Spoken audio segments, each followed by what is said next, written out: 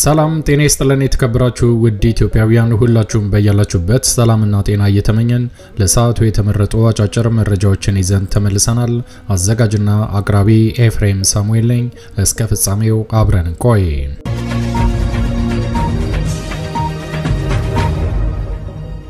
ክቡራን አድማጮች እንደተለመደው ይሄ መረጃ ለፍትህ፣ ለዲሞክራሲ፣ ለእኩልነት ለሚታገሉ ንጹሃን ወገኖቻችን በአጠቃላይ ድምጽ ለመሆን ስለሚረዳ ወዳጆቼ ላይክ በማድረግ እንድትጀምሩ ስል በትህትና ለማስታወስ እወዳለሁ።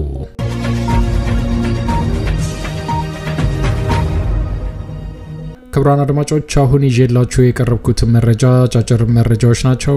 የመጀመሪያው መረጃ በአማራ ክልል በተለያዩ ግንባሮች ላይ ማለትም በአራቱም አቅጣጫ አብይ አህመድ የሚያሰማራው በርካታ የመከላከያ ዩኒፎርም የለበሰ ህፃናት ለብለብ ወታደር ዛሬም በአማራ ፋኖ በተለያዩ አቅጣጫ በሚወሰድበት ጠንካራ እርምጃ የሚደመሰሰው እየተደመሰሰ እድለኛው እጁን እየሰጠ የታጠቀውን የጦር መሳሪያ ለፋኖ ያስረከበ ቀጥሏል። በዚህ ዘመቻ የአማራ ፋኖ በአራቱም አቅጣጫ ከፍተኛ ድል እንዳገኘ ይፋ ያደረገ ሲሆን አርበኛ ፋኖ ዘመነ ካሴ የመጀመሪያው ዙር ዘመቻ አንድነት በሁሉም አቅጣጫ ተጠናክሮ ቀጥሏል ብሏል።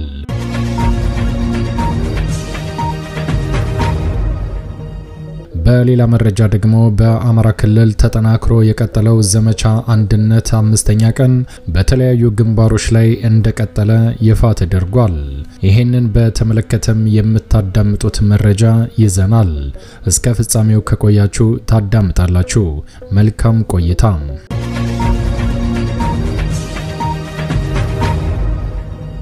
ውድ ኢትዮጵያውያን ቀዳሚ ወዳደረኩት መረጃ ሳልፍ በአማራ ክልል ተጠናክሮ የቀጠለው ዘመቻ አንድነት 5ኛ ቀን በተለያዩ ግንባሮች ላይ ተጠናክሮ እንደቀጠለ ከተለያዩ የአማራ ፋኖ አደረጃጀት የደረሰን መረጃ ይፋ አድርጓል። ዛሬ መጋቢት 14 ቀን 2017 ዓ.ም ዘመቻ አንድነት ወሎ ቤተ አማራ ግንባር ተጠናክሮ ቀጥሏል። የአማራ ፋኖ በወሎ ምዕራብ ወሎ ኮር በአርበኛ ከረም አህመድ የሚመራው ሼህ ሁሴን ጀብሪል ክፍለ ጦር ታላቅ ድል መጎናጸፉን ይፋ አድርጓል።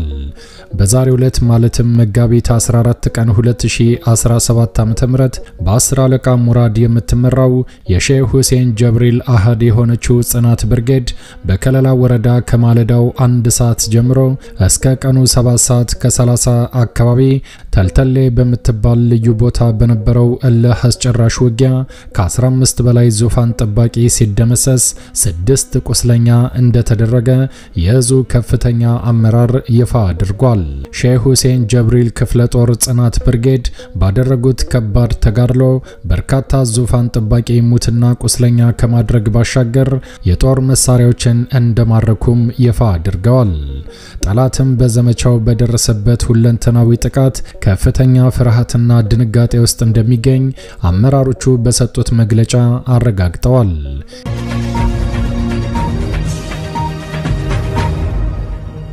በተመሳሳይ ኢንጂነር ደሳለኝ ክፍለ ጦር በዱቤ አሻግሬ የምትመራው አባይ ሸለቆ ብርጌድ ዛሬ መጋቢት 14 ቀን 2017 ዓ.ም ከማለዳው አንስቶ እስከ ቀትር ድረስም የብርሃኑ ጁላ ወታደር በትላንትናው ዕለት የደረሰበትን ከባድ ዱላ ለመበቀል በማሰብና በመንቀሳቀስም በከባድ መሳሪያ የታገዘ ውጊያ እንደከፈተም ይፋ ተደርጓል።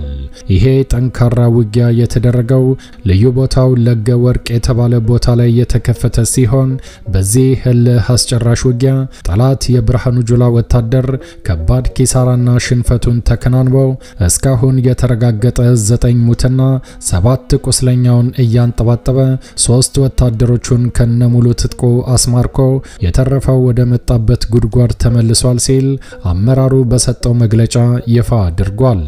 በዘመቻ አንድነት መጋቢት 13 ቀን 2017 ዓ.ም በሰሜን ወሎ ዞን ሀብር ወረዳ የጀግናው አርበኛ ሲላምላክ ደጉ የትውልድ ቦታ በሆነው ቡሆሮ ቀበሌ 08 እና 09 እንዲሁም ደግሞ ጠዶት ሚካኤል አካባቢ በአማራ ፋኖ በወሎ ቤተ አማራ ልጅ ኢያሱ ኮር የጁ ክፍለ ጦር በ3 አቅጣጫ የመጣውን ከፍተኛ ቁጥር ያለውን የብርሃኑ ጁላ ወታደር ከፍተኛ ተጋድሎ በማድረግ በማድረግ ጠላትን ሙትና ቁስለኛ በማድረግም ታላቅ ድል እንደተሰራ አረጋግጠዋል። በተለይ በአካባቢው የሚንቀሳቀሰው የአማራ ፋኖ በወሎ በአጠቃላይ ማለት በሚቻል ደረጃ አካባቢውን ጠንቅቀው የሚያውቁ ጋራና ሸንተረሩን መውጫና መግቢያውን ጠንቅቀው በማወቃቸው ለዚህ ውጊያ ከፍተኛ አስተዋጽኦ እንዳደረገም አመራሩ በሰጠው መግለጫ ይፋ አድርጓል። በተመሳሳይ አብይ አህመድና ብርሃኑ ጁላ በለብለብ ያሰለጠኑ የሚያሰማሩት ህፃናት ወታደር አካባቢውን ጠንቅቆ ባለማወቁ ለአካባቢው እንግዳ በመሆኑ እጅግ በጣም በሚያሳዝን ሁኔታ የሚሰነዘርባቸውን የፋኖ ጠንካራ እርምጃ መቋቋም ተስኗቸው ሲደናበሩም ታይተዋል ብሏል። በተለይ ብርሃኑ ጁላ ያሰማራው በርካታ ህፃናት ወታደር ለብለብ ስልጠና ከማድረጉ ባሻገር የወታደር ቁመና እንደሌላቸው እጅግ በጣም አሳዛኝ እንደሆነም ይፋ አድርገዋል። የጀግኖቹን የአማራ ፋኖ በወሎ ክንዳቸውን መቋቋም ያቃተው ጠላትም በሁርቦ ቀበሌ 8 ላይ የግለሰብ ቤት አቃጥሎ እንደሸሸም ይፋ አድርገዋል። በተጨማሪም አቡነ ተክለ ሃይማኖት ገዳም ውስጥ የሚገኙ መነኮሳቶችን አፍኖ ይዞ እንደሄደም ተደርሶበታል።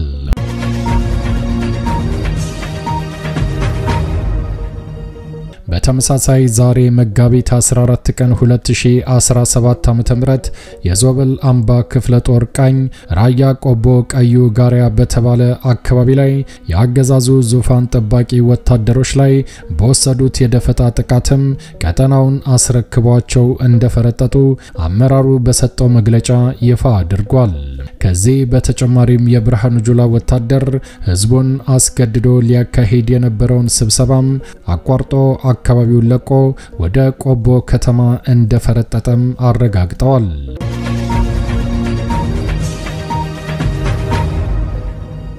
አሳምነው ክፍለ ጦር ሁለተኛ ሻለቃ መጋቢት 13 ቀን 2017 ዓ.ም ራያ ቆቦ ጎብዬ በተባለው አካባቢ ላይ ዙፋን ጠባቂ የብርሃኑ ጁላ ወታደሮች ላይ ያልታሰበ የደፈጣ ጥቃት ፈጽመው ሰብአዊና ቁሳዊ ኪሳራ አደርሰውበታል።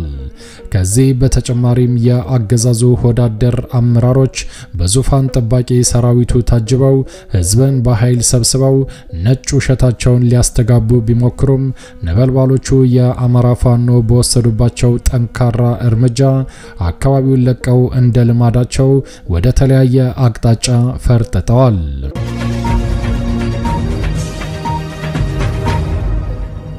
ከዚህ ጋር ተያይዞም አምስተኛ ቀኑን ባስቆጠረው ዘመቻ አንድነት ከፍተኛ ድንጋጤና ስጋት ውስጥ የገባው አገዛዙ ቆቦ ከተማና በዙሪያው ትላንትና መጋቢት 13 ቀን 2017 ዓ.ም ዛሬ መጋቢት 14 ቀን 2017 ዓ.ም ለሁለት ተከታታይ ቀናትም በከፍተኛ ሁኔታ የድሮን ቅኝት እያደረገ ይገኛልም ተብሏል።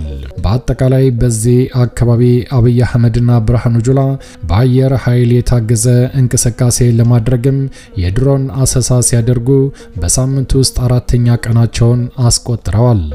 በፋኖ ከበባ ውስጥ የምትገኘው ቆቦ ከተማ በምድር በብረት ለበስ በሰማይ ድሮን እየተጠበቀች ይገኛልም ተብሏል።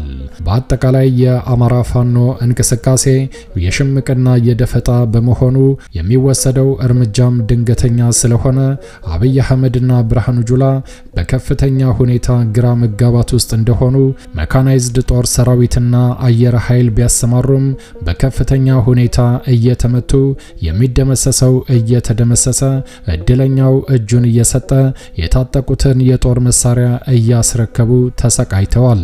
በአጠቃላይ በወሎ በተለያዩ ግንባሮች ላይ ዘመቻ አንድነት ተጠናክሮ ቀጥሏል። አብይ አህመድ ያሰማራው ወታደር ካምፑና ቤቱ ድረስ እየተሄደ የማጥቃት እርምጃው ተጠናክሮ እንደሚቀጥልም የአማራ ፋኖ በወሎ ቤተ አማራ ዛሬ መጋቢት 14 ቀን 2017 ዓ.ም በሰጠው መግለጫ አረጋግጧል።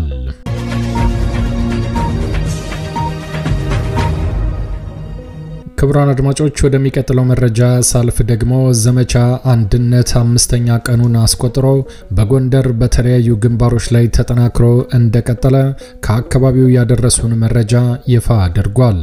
5ኛ ቀኑን ባስቆጠረው ዘመቻ አንድነት በጎንደር በተለያዩ ግንባሮች ላይ ተጠናክሮ ቀጥሏል። በጎንደር ከተማ አስተዳደር ጠዳ ክፍለ ከተማ ዘልቆ በመግባት ብርቱ ውጊያ ያደረገው የአማራ ፋኖ አንድነት በጎንደር የጎንደሬ በጋሻው ክፍለ ጦር ለ26 ሰዓታት አድማሱን እያሰፋና እያጠበቀ ቀጥሎ አምሽቷል።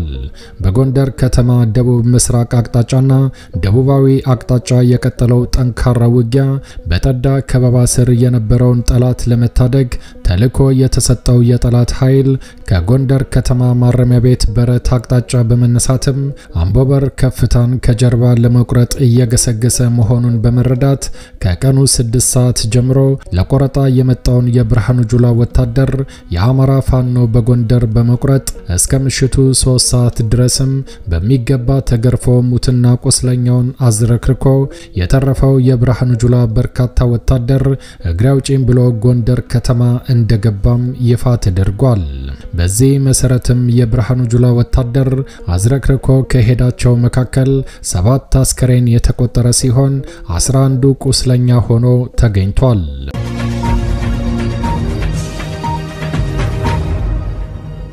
በተመሳሳይ በጎንደር ከተማ ምስራቃዊ አቅጣጫ ሰሆርና ውግሎ በተሰኙ ልዩ ቦታዎችም በነበረው ጠንካራ ውጊያ ቁጥሩ ለጊዜው ያልታወቀ በርካታ የአብይ አህመድ ወታደር ሙትና ቁስለኛ እንደተገኘ በአካባቢው የሚገኘው የአማራ ፋኖ በጎንደር ይፋ አድርጓል።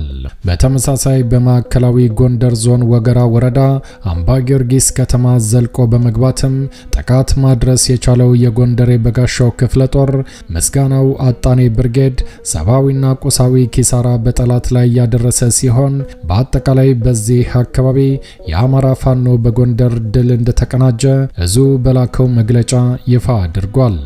በዚህ አካባቢ ያለውን ጉዳይ በተመለከተም የቀጠለው ጦርነት ሲጠናቀቅ ሙሉ መረጃ እንደሚሰጡበትም አመራሮቹ አረጋግጠዋል።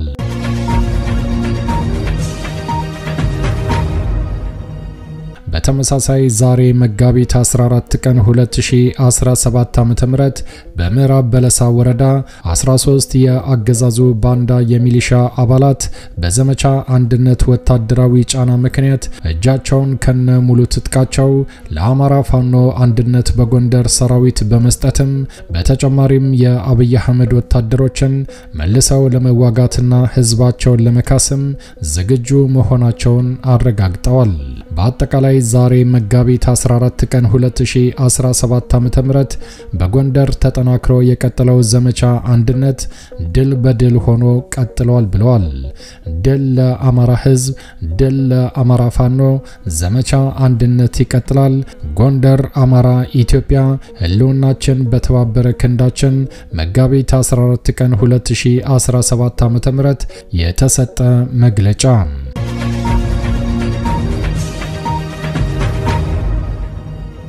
ክቡራን አድማጮች ለሰዓቱ ያዘጋጀነው አጫጭር መረጃ ይሄን ይመስል ነበር።